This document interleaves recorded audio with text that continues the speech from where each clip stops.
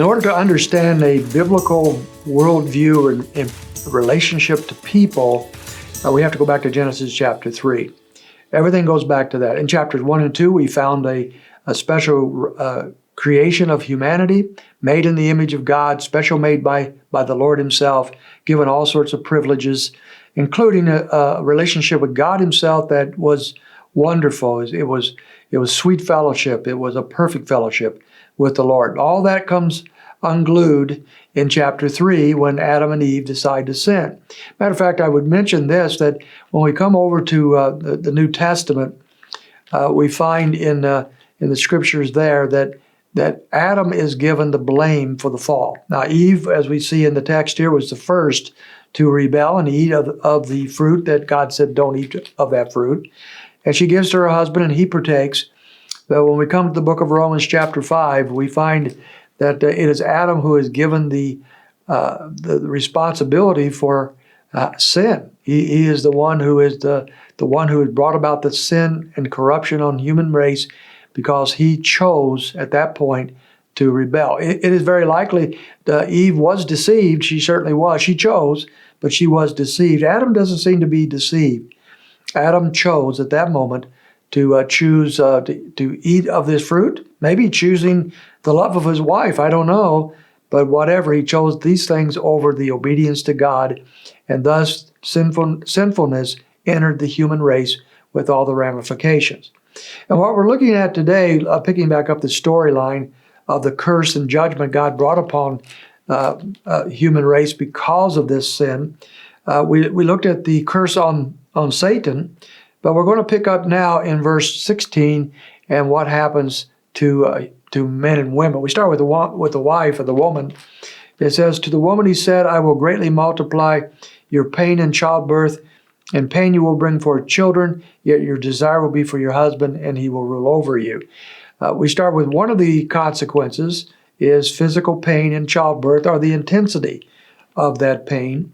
We also find that she has the desire will be for her husband. Most believe that is a statement regarding that there will be built in her now fallen human nature a desire to rule over her husband. And yet in the last line it says, he will rule over you. In the heart and mind of the fallen nature of mankind, of males, they will desire to rule or be a tyrant over their wives. So we're already set up for the battles within marriage. The perfect marriage of chapter 2 has now become this marriage in which there are two people who want to be the ruler, not just leadership, but ruling over one another. And so the battle is on. And therefore, that is part of the consequence of the human nature, two fallen people, two sinners coming together in marriage. Now, of course, the Bible talks a lot about how to get around those things and to fix those issues and to live biblically, to live godly in marriage and have a happy marriage. But the battle lines are set by our sinfulness here. He moves on, he says to Adam, because you have listened to the voice of your wife and have eaten from the tree about which I commanded you, saying, you shall not eat from it. Cursed is the ground because of you. In toil you will eat of it all the days of your life. Both thorns and thistles it shall grow for you, and you shall eat of the plants of the field.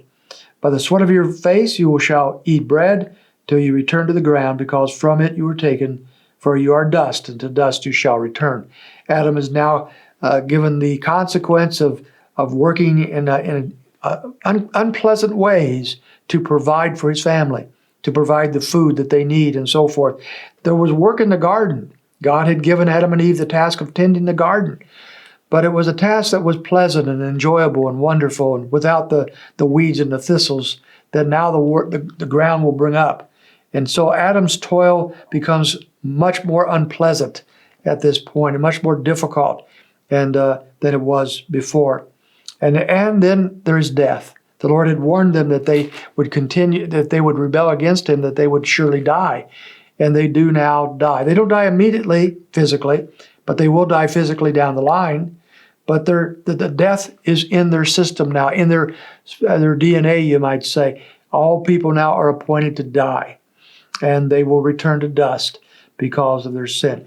Inherent in the human nature, then, is death.